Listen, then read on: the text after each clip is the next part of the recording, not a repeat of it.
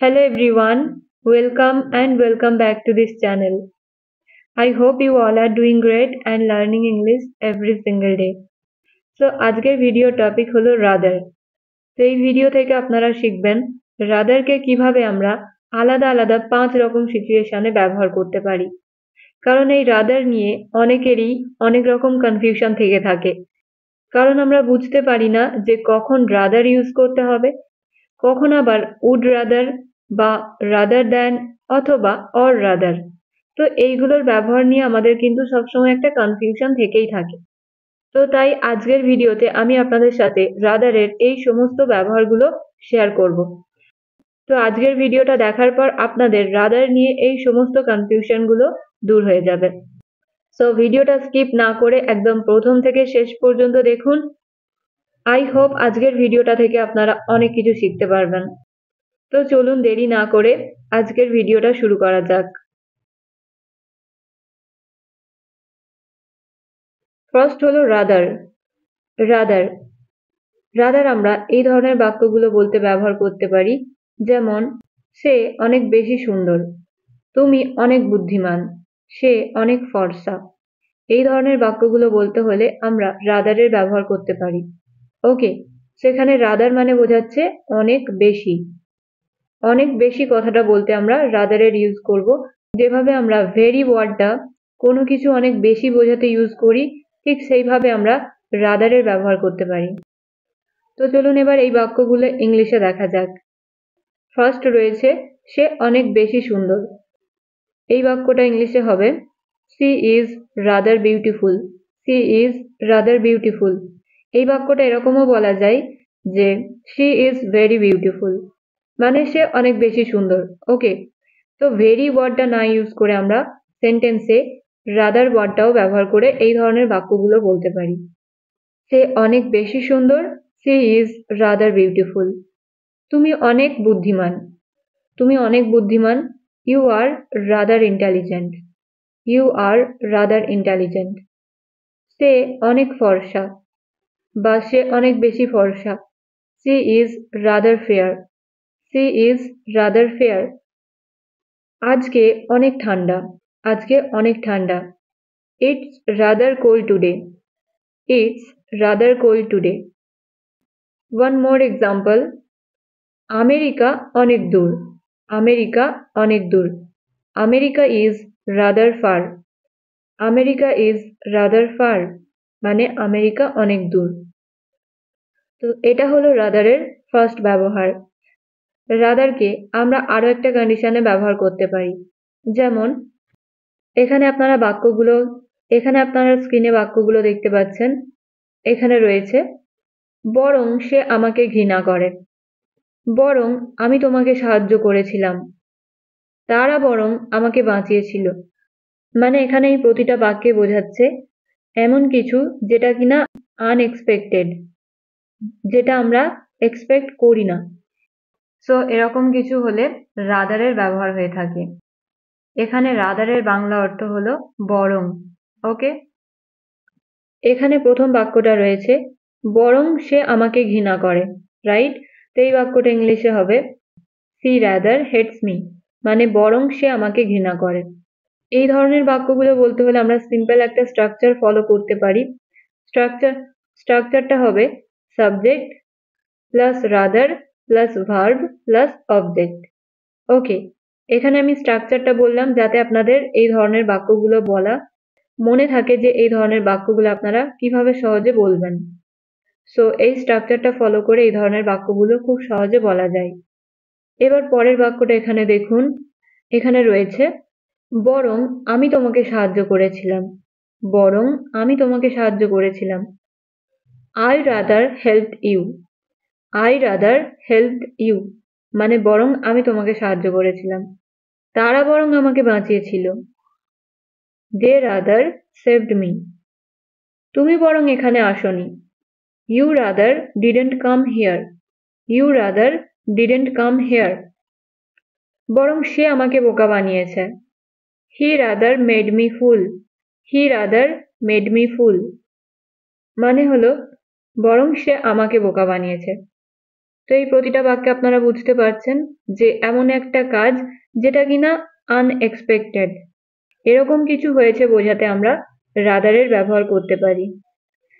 ওকে, so এটা ছিল রাদারের 2 number ব্যবহার। নেক্সট হলো উড রাদার। সো এখানে ফার্স্ট বাক্যগুলো দেখে নেওয়া যাক যে কেমন ধরনের বাক্য বলতে আমরা উড রাদারের ব্যবহার করব। সো এখানে ফার্স্ট বাক্যটা রয়েছে, আমি বরং বাড়িতে থাকবো তবু যাব না। আমি বরং ইংরাজি শিখব তবু টিভি দেখব না। আমি বরং একা থাকবো কিন্তু তোমার সাথে থাকবো না। সো এখানে এই প্রতিটা বাক্যে এরকম বোঝাচ্ছে যে দুটো কাজের মধ্যে আমরা কোনো একটা কাজকে বেশি গুরুত্ব দিচ্ছি। তো এই ধরনের বাক্যগুলো বলতে হলে আমাদের ইউজ করতে হবে উড রাদার। Would rather. তো চলুন তাহলে এই বাক্যগুলো ইংলিশে দেখা যাক যে কিভাবে বলতে হবে। যেমন এখানে প্রথম বাক্যটা রয়েছে, আমি বরং বাড়িতে থাকবো তবু যাব না। আমি বরং বাড়িতে থাকবো তবু যাব না। I would rather stay at home than go. I would rather stay at home than go. মানে আমি বরং বাড়িতে থাকবো তবু যাব না। পরের সেন্টেন্স, আমি বরং ইংরেজি শিখবো তবু টিভি দেখব না। I would rather learn English than watch TV. পরের সেন্টেন্স, আমি বরং একা থাকবো কিন্তু তোমার সাথে থাকবো না। I would rather stay alone than stay with you. I would rather stay alone than stay with you. মানে আমি বরং একা থাকবো কিন্তু তোমার সাথে থাকবো না। তো এই ধরনের বাক্যগুলো বলতে হলে আমরা কিন্তু একটা স্ট্রাকচার ফলো করতে পারি। সেটা হলো, ফার্স্ট আমরা বলবো সাবজেক্ট, তারপরে আমরা ইউজ করব উড রাদার। উড রাদারের পরে আমরা ইউজ করব V1 মানে ভার্বের ফার্স্ট ফর্ম, তারপরে ইউজ করতে হবে দেন, এবং দেনের পরে আবার হচ্ছে ভার্বের ফার্স্ট ফর্ম। এটা আমাদের মনে রাখতে হবে। তো চলুন আরো দুটি এক্সাম্পল দেখা যাক। যেমন এখানে রয়েছে, আমি সত্যি বলবো তবু মিথ্যা প্রতিশ্রুতি দেব না। আমি সত্যি বলবো তবু মিথ্যা প্রতিশ্রুতি দেব না। I would rather speak the truth than give false promises. I would rather speak the truth than give false promises. আমি বরং তাকে ডাকবো তবু তোমাকে ডাকবো না। I would rather call him than call you. I would rather call him than call you. Okay, clear? আশা করছি আমি আপনাদের বোঝাতে পেরেছি যে কিভাবে আমরা would rather এর ব্যবহার সেন্টেন্সে করতে পারি। সো এই ছিল রাদারের 3 নাম্বার ব্যবহার। এবার আমরা দেখব or rather, কিভাবে আমরা সেন্টেন্সে or rather ব্যবহার করতে পারি। সো or rather আমরা ব্যবহার করে থাকি এই ধরনের বাক্যগুলো বলতে হলে, যেমন আমরা অনেক সময় বলে থাকি এরকম, আমাকে একটা পেন না হলে একটা পেন্সিল দাও। আমাকে ভাত দাও না হলে রুটি দাও।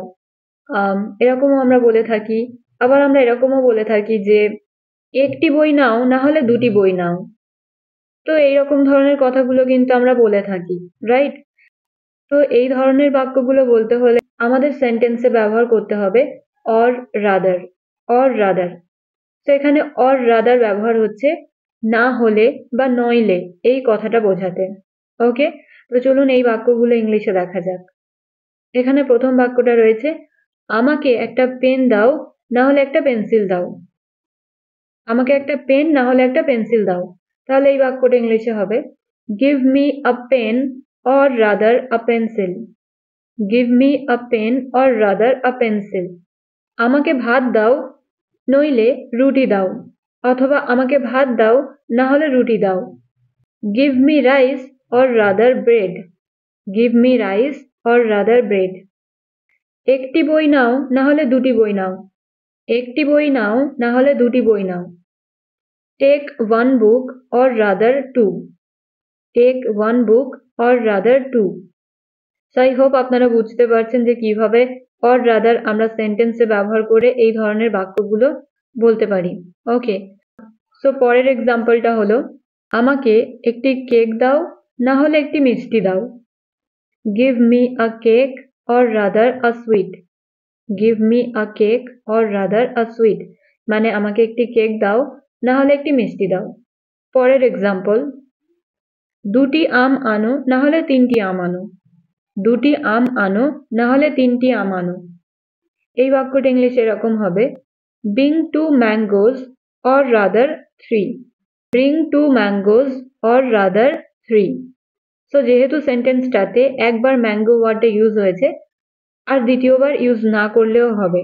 মানে এখানে সেন্টেন্সটা যদি আমরা এরকম বলি যে bring two mangoes or rather three mangoes. Okay, so এরকম না বলে আমরা জাস্ট এরকমও বলতে পারি যে bring two mangoes or rather three. So আশা করছি আপনারা or rather দিয়ে এবার থেকে নিজেরাই সেন্টেন্স বলতে পারবেন। তো তাহলে এবার একটা বাক্যের ইংরেজি আপনারা কমেন্টে লিখে জানান যে আপনারা কিভাবে বলবেন। ওকে, সো বাক্যটা হলো, আমাকে একটি অথবা দুইটি চিপস দাও। আমাকে একটি অথবা দুইটি চিপস দাও। সেই বাক্যটা ইংলিশে কি হবে আপনারা কমেন্টে লিখে জানান। সো এটা ছিল রাদারের ফোর্থ ব্যবহার। এবার হলো rather than. Rather than rather than আমরা তখনই ব্যবহার করব যখন আমরা কোনো সেন্টেন্সে এরকম বোঝাবো যে কোনো কিছুর পরিবর্তে কোনো কাজ হচ্ছে। যখন আমরা এরকম বোঝাবো যে কোনো কাজের পরিবর্তে আমরা অন্য কিছু করছি।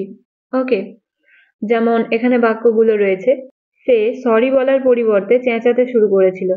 তাহলে বাক্যটা ইংলিশে হবে, rather than saying sorry he started shouting. rather than saying sorry he started shouting. তুমি আমাকে থ্যাংক ইউ না বলে আমার উপর রাগ করছো। rather than saying thank you you are being angry with me. rather than saying thank you you are being angry with me. মানে হলো তুমি আমাকে থ্যাংক ইউ না বলে আমার উপর রাগ করছো। তো আপনারা বুঝতে পারছেন যে আমরা কোনো একটা কাজ করার পরিবর্তে অন্য কিছু করছি, এরকম বোঝাতে রাদার দ্যানের ব্যবহার হচ্ছে। সো পরের এক্সাম্পল, কাজ না করে তুমি ঘুমাচ্ছ। Rather than working you are sleeping. মানে কাজ না করে তুমি ঘুমাচ্ছ। সেখানে যাওয়ার পরিবর্তে তুমি বাড়িতে থাকো। সেখানে যাওয়ার পরিবর্তে তুমি বাড়িতে থাকো। rather than going there you stay at home. rather than going there you stay at home. মানে সেখানে যাওয়ার পরিবর্তে তুমি বাড়িতে থাকো। পরের বাক্যটা হলো, পড়তে যাওয়ার পরিবর্তে তুমি গেম খেলছো। পড়তে যাওয়ার পরিবর্তে তুমি গেম খেলছো। এই বাক্যটার ইংরেজি কিন্তু আমি বলবো না, এই বাক্যটা ইংলিশে আপনাদের বলতে হবে। সেই বাক্যটা কিভাবে আপনারা বলবেন কমেন্টে লিখে জানান। আই হোপ আপনারা সবাই এই বাক্যটার ইংরেজি বলতে পারবেন। সো দেরি না করে ঝটপট কমেন্টে লিখে জানান, আমি দেখতে চাই কতজন আপনারা এই বাক্যটার ইংরেজি সঠিক বলতে পারেন। So let me no in the comments right now. তো ফ্রেন্ডস, এই ছিল আজকের ভিডিও। আমি চেষ্টা করেছি খুব সহজে আপনাদের রাদারের এই সমস্ত ব্যবহারগুলো বোঝানোর। আশা করছি আপনারা রাদারের এই সমস্ত ব্যবহারগুলো খুব ভালোভাবে বুঝতে পেরেছেন আর রাদার নিয়ে কোনো রকম ডাউটস নেই। সো ভিডিওটা যদি আপনারা এখনো পর্যন্ত লাইক না করে থাকেন তাহলে অবশ্যই ভিডিওটা লাইক করবেন এবং শেয়ার করবেন। সো দেখা হচ্ছে পরের ভিডিওতে। Thank you so much for watching. Stay happy and keep learning.